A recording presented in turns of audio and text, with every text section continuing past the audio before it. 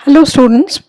अब तक हमने ये समझा कि किस तरह 1970 के दशक के जो शुरुआती वर्ष थे और बल्कि हम कहें कि लेट 70s तक भी, बल्कि 77-78 के आसपास तक भी दोनों जो महाशक्तियाँ थीं उनके बीच देवता की भावना जो है वो बहुत प्रबल रूप में हमें दिखाई देती है। देवता यानी संबंधों में कुछ बेहतरी, एक जो रिलैक्सेशन, उनके बीच जो तनाव था उसमें एक हमें शिथिलता नज़र आती है।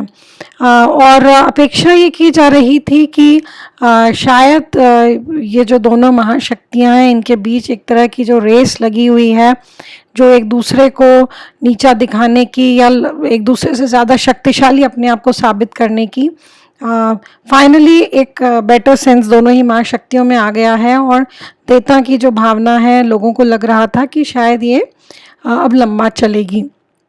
लेकिन 70 का दशक ख़त्म होते होते और 1980 के आसपास जो हम स्थितियां देखते हैं तो हमको समझ में आता है कि देवता की भावना बहुत ज़्यादा लंबे समय तक नहीं चली और दोनों महाशक्तियां जो हैं उनमें, जिन्हें हम कहा जाता है एक रिन्यूड टेंशन का फेज़ और एक नए किस्म के तनाव 80 के दशक में हमें देखने को मिलते हैं। और ये तनाव अब तक के जो पिछले 3-4 दशकों में जो कुछ भी संबंध इन दोनों महाशक्तियों के बीच में रहे थे उनकी तुलना में कहीं ज़्यादा थे और बहुत एक्सट्रीम लेवल्स पे अब इनके बीच जो एक कंपटीशन था, जो प्रतिस्पर्धा की भावना थी, वो इस पूरे समय के दौरान देखने को मिलती है। इस पूरा ये जो बदलाव हमें दिखता है देवता की भावना से और उन्हें जो संबंधों में खिंचाव और ऐसा लगता है जो अविश्वास एक नए किस्म का हमें देखने को मिलता है, इसके बहुत सारे कारण समझे जा सकते हैं। यूनाइटेड स्टेट्स ऑफ अमेरिका को लगातार ये भावना फिर से प्रबल होने लगी कि यूएसएसआर उतना कमिटेड नहीं है इस देवता की भावना को लेकर, और जहाँ वो एक तरफ संबंधों के बेहतरी की बात करते हैं और दूसरी तरफ साम्यवाद जो है, वो जो साम्यवादी विचारधारा है उसको कहीं ना कहीं पूरे विश्व में साथ के साथ फैलाने की कोशिश भी कर रहे हैं। मुख्य रूप से ये कारण, ये जो जिसे हम कहते हैं अविश्वास की भावना थी यूनाइटेड स्टेट्स ऑफ अमेरिका के लोगों के मन में, ये बहुत ज़्यादा घर करने लगी और इसके कुछ एग्जाम्पल्स या उदाहरण उनको समझ में आने लगे। ख़ास तौर पर अमेरिका के पड़ोस में एक देश है निकारागुआ। अब तक ये माना जाता था कि निकारागुआ कहीं ना कहीं अमेरिकी प्रभाव में ही रहा है, लेकिन निकारागुआ में वहाँ पर जो सोमोजा सरकार थी उसको गिरा दिया गया और उसकी बजाय सैंडिनिस्ट जो लिबरेशन फ्रंट था उन्होंने उसका एडवांटेज लेते हुए सत्ता संभाली और इनको क्यूबा और यूएसएसआर यानी सोवियत संघ की तरफ से समर्थन प्राप्त था और इस दल के कम्युनिस्ट लीनिंग्स थे। तो संयुक्त राज्य अमेरिका को लगने लगा कि बिल्कुल उसके पड़ोस में यानी उसके नेबरहुड तक साम्यवाद जो है वो फैल चुका है और अब यदि उसने कुछ सीरियस कदम नहीं उठाए, कुछ सीरियस स्टेप्स नहीं लिए, तो फिर कहीं ना कहीं ये जो पावर गेम है, ये जो शक्ति का जो पूरी प्रतिस्पर्धा है, जो लड़ाई है, उसमें वो पीछे छूट जाएंगे। कुछ और जगहों पर भी इसी तरह के उदाहरण देखने को मिले। अफ्रीका के कुछ देशों में, ख़ास तौर पर अंगोला में, मोज़ाम्बिक में, गिनी में और इधर इथियोपिया में भी उन्हें लगने लगा कि जो भी नई सरकारें बनी वहाँ पर जो सरकारें काम कर रही थी उनके खिलाफ विद्रोह हुए और जो भी सरकारें पावर में आईं वो जनरली कम्युनिस्ट टेंडेंसीज़ की थी, कम्युनिस्ट बेंट ऑफ माइंड की थी और उन्हें परोक्ष रूप से यूएसएसआर का समर्थन प्राप्त था। तो ये भावना कहीं ना कहीं अब तक अमेरिकी जनता जो अब ये इससे पहले ही अपेक्षा कर रही थी कि यूनाइटेड स्टेट्स ऑफ अमेरिका को अपने आप को केवल अपने आप तक सीमित कर देना चाहिए, अपने देश तक सीमित कर देना चाहिए। उस जनता में ये भावना आने लगी कि नहीं, हमें अब एक ऐसी लीडरशिप चाहिए क्योंकि उन्हें लग रहा था कि साम्यवाद का खतरा गहराता जा रहा है और अब उन्हें एक ऐसी लीडरशिप की ज़रूरत है जो कि उन्हें उनका जो वास्तविक दर्जा है एक महाशक्ति का, उसको उन्हें प्राप्त करवाने में मदद कर सके। इन्हीं सब घटनाक्रम के चलते एक और महत्वपूर्ण घटना होती है 1979 में, जब अफ़गानिस्तान में यूएसएसआर की आर्मी सेना पहुंचती है और वहां पर जो सरकार स्थापित की जाती है, वहां जो पूर्व सरकार थी उसे गिराकर उसको यूएसएसआर की तरफ से समर्थन प्राप्त होता है और बाकायदा वहां पर रूसी सेनाएं पहुंचकर और पूरी तरह वहाँ पर जो कम्युनिस्ट लीनिंग्स का जो वहाँ का एक दल था उसको अपने आप को स्थापित करने में मदद करती है। वहाँ के जो मुजाहिदीन थे वो उसके खिलाफ थे, क्योंकि जो कम्युनिस्ट लीनिंग्स वाली या जो साम्यवादी झुकाव टेंडेंसीज़ की जो सरकार बन रही थी वे उनके जो इस्टेब्लिश सिस्टम्स थे उनको ख़त्म कर रहे थे। लेकिन ऐसे में रशिया ने, यूएसएसआर ने सीधे सीधे उन्हें समर्थन दिया और यूएसएसआर की सेनाएं जो हैं वो अफ़गानिस्तान में पहुंच गई। और इससे ख़ास तौर पर 1979 में जो ये इन्वेजन ऑफ अफ़गानिस्तान यूएसएसआर का हुआ, इससे ख़ास तौर पर अमरीकी जनता को ये बहुत ज़्यादा लगने लगा कि अब ये हाई टाइम है जब हमें जो कम्युनिज़्म का एक्सपेंशन है उसको रोकना चाहिए और इसके लिए हमें एक बहुत स्ट्रॉन्ग लीडरशिप की ज़रूरत है। इधर यूरोप में भी कुछ ऐसे घटनाक्रम रहे जिससे कि एक यूरोप के जो देश थे, जो वेस्टर्न यूरोप की कंट्रीज़ थी जो कि अमेरिका के खेमे में शामिल थी, उनके बीच भी एक डर और एक अविश्वास पैदा हुआ। और ख़ास तौर पर 1976 में जब सोवियत यूनियन ने अपनी जो SS-20 मिसाइल्स थी उनको आप देख सकते हैं इस नक्शे में स्थापित कर दिया और इससे ऐसा लगा कि यूएसएसआर इन मिसाइल्स की स्थापना इसलिए कर रहा है कि कभी भी युद्ध की स्थिति बनने पर सीधे इन मिसाइल से, ये मीडियम रेंज की जो मिसाइल्स हैं, इनसे वेस्टर्न यूरोप की कंट्रीज़ पर हमला किया जा सकता है। और इससे एक बहुत ज़्यादा असुरक्षा की भावना जो है वो वेस्टर्न यूरोप के जो देश थे जो कि नेटो के हिस्सा थे उनके मन में भी आने लगा।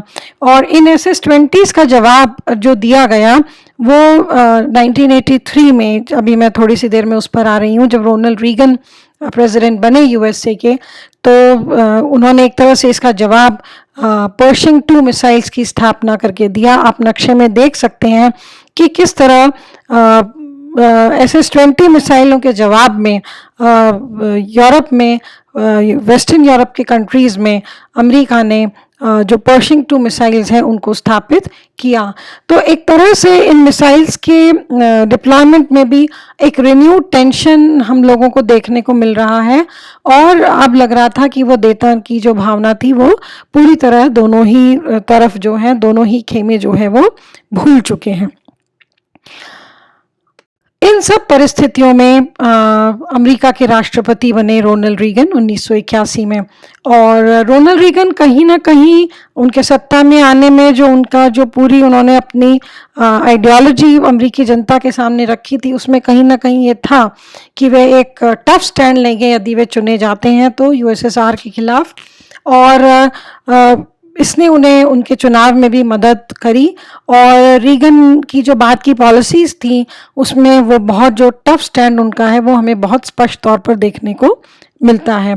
रीगन ने अपने एक भाषण में यूएसएसआर को ईवल एम्पायर का दर्जा दिया और उन्होंने ये कहा कि यदि वे सत्ता में आते हैं और उन्होंने वाकई में ऐसा किया भी। सत्ता में आने के बाद उन्होंने अमेरिकी जनता को ये अश्योरेंस दी कि वे अगर सत्ता में आएंगे तो वह मिलिट्री स्पेंडिंग बढ़ाएंगे, क्योंकि अमेरिका में ये भावना बहुत घर करने लगी थी कि यूएसएसआर में जो है वो उसका प्रभाव क्षेत्र बढ़ता जा रहा है।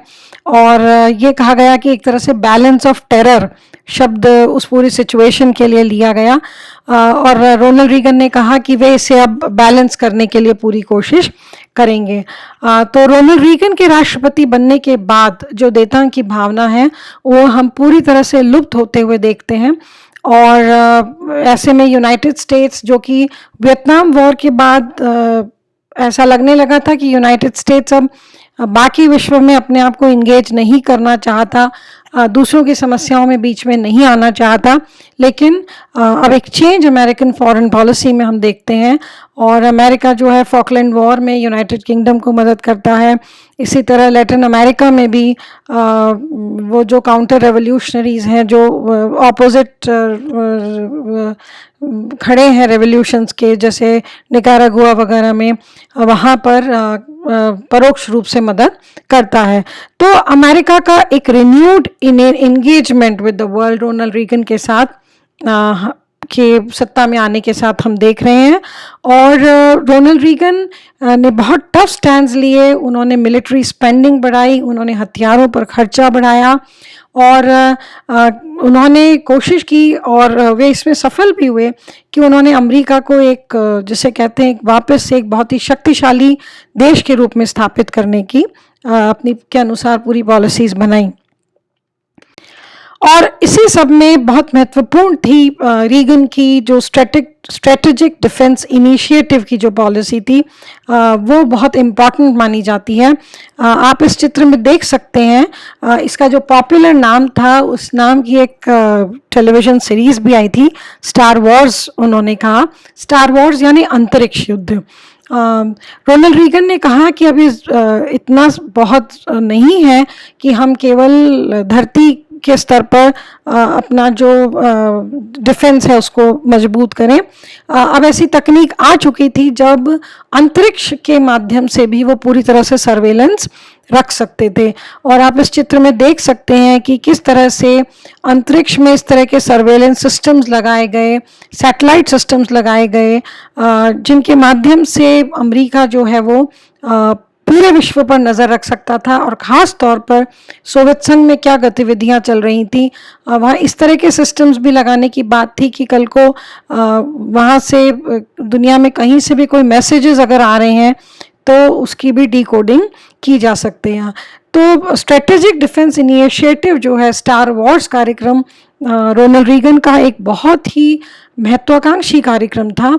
और एक बार को तो पूरे विश्व को लगा कि अब ये जो इन दोनों महाशक्तियों के बीच की टकराहट है, ये केवल जिसे कहना चाहिए धरती के स्तर पर नहीं रह गई है, और अंतरिक्ष के स्तर पर चली गई है।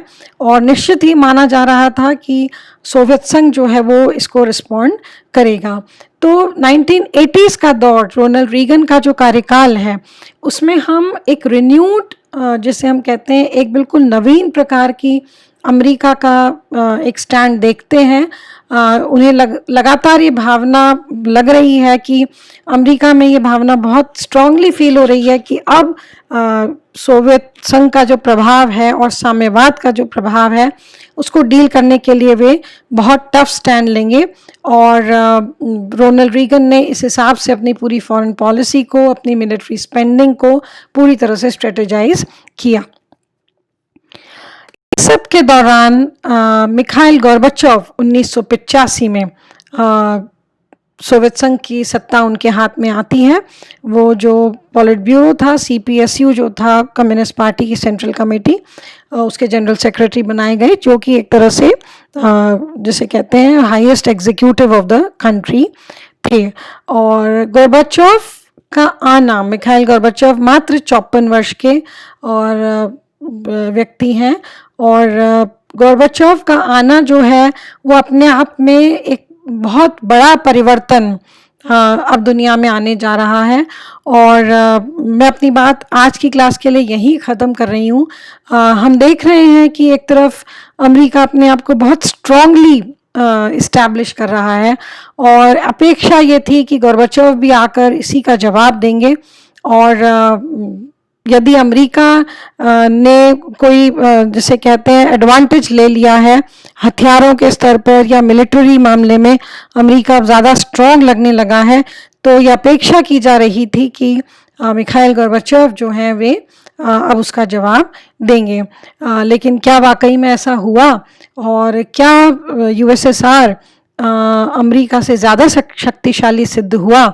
आने वाली क्लास में हम यही सब समझेंगे और पढ़ेंगे। Thank you.